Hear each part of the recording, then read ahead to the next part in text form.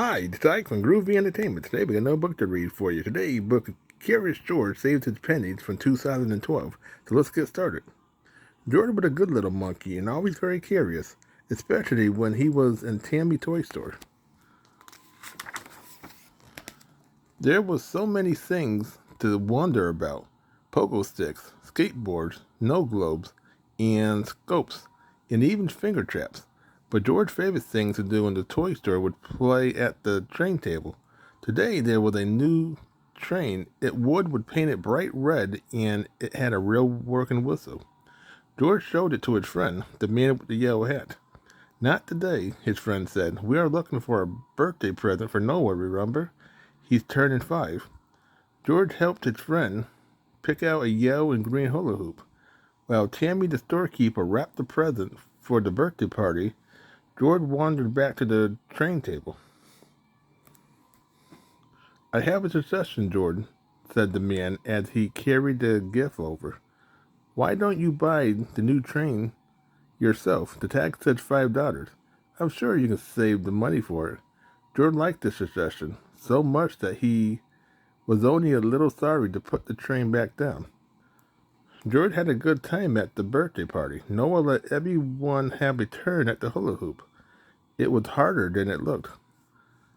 As soon as George got home that afternoon, he took his piggy bank down from his dresser. He opened the small plug at the bottom and shook out, tumbled a nickel. George ran to show the coin to his friend. You have 5 cents, the man said. I'll give you your allowance early this week. Don't spend it on candy. You have to save it up. The man gave George 2 quarters. Here's 50 cents, he said. Now you have 55 cents. You only have $4.45 left to save. George wasn't quite sure how much money that was, but it sounded like a lot. George dreamed about his red train that night. He would ride in it through the forest of trees. He tugged on the whistle again and again, so that no one could miss just a shiny red engine. In the morning, George decided he would have to find a way to earn money faster. What if someone else was to buy the red train at the toy store before he could? He had an idea.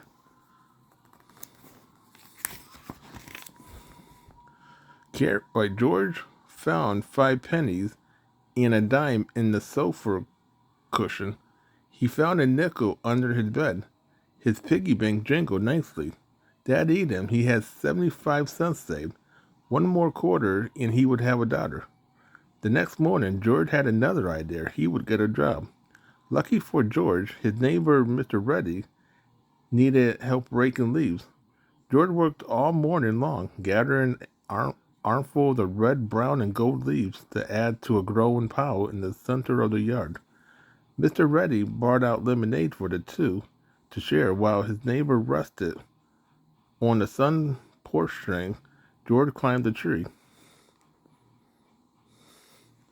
The pile of leaves looked tempting from above.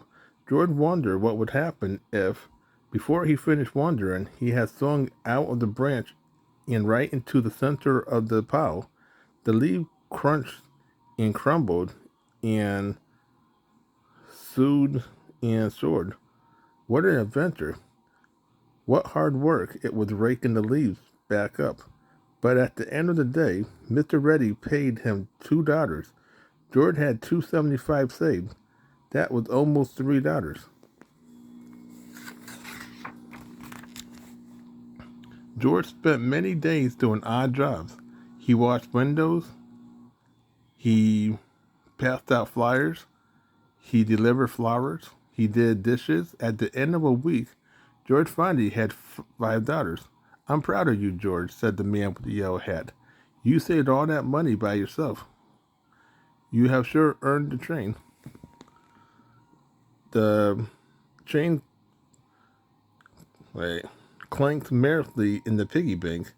As George set off for the toy store, the autumn day was bright and clear. George walked by the park. The neighborhood children were playing with a windsock. Suddenly, it got stuck in a tree. They needed George's help.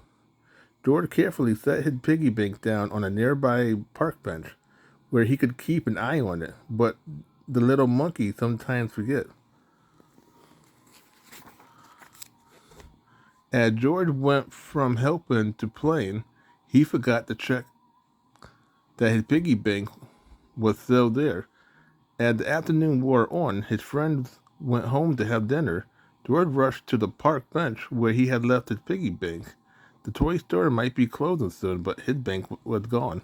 Maybe George had the wrong bench. There was many in the park after all, but he was disappointed each time he ran up to another empty bench. George walked home sadly. He wondered how long it would be to take him to save $5 again. As George passed the toy store, he happened to look through the window. He couldn't believe his eyes. A little girl was holding his piggy bank. George rushed into the toy store just as the little girl's mother was saying, "We found this across the street and waited for its owner, but it's getting late. We saw it had the name of your store on the bottom. Can you keep it in case someone comes to claim it?" George jumped up and down on the counter. "Why, George," Tammy said, "is the piggy bank yours? You're lucky Hannah and her mother found it." Hugging his piggy bank tightly, George rushed over to the train section. He located the shiny red engine. Right away, as he carried it to the counter, the little girl looked at his train sadly. George realized he had not said thank you to her for keeping his savings safe. He looked at his train. He looked at his piggy bank. He looked at Hannah. Good deeds deserve to be rewarded, he decided. George set the train down. He tipped his bank on the counter and began to sort dollars and coins. George and Hannah walked out of the toy store that day, each carrying a train. George's small engine was not red, but it was shiny and blue, and had paid for it all by himself. Best of all, he had a new friend who loved to play with trains as much as he did. So that was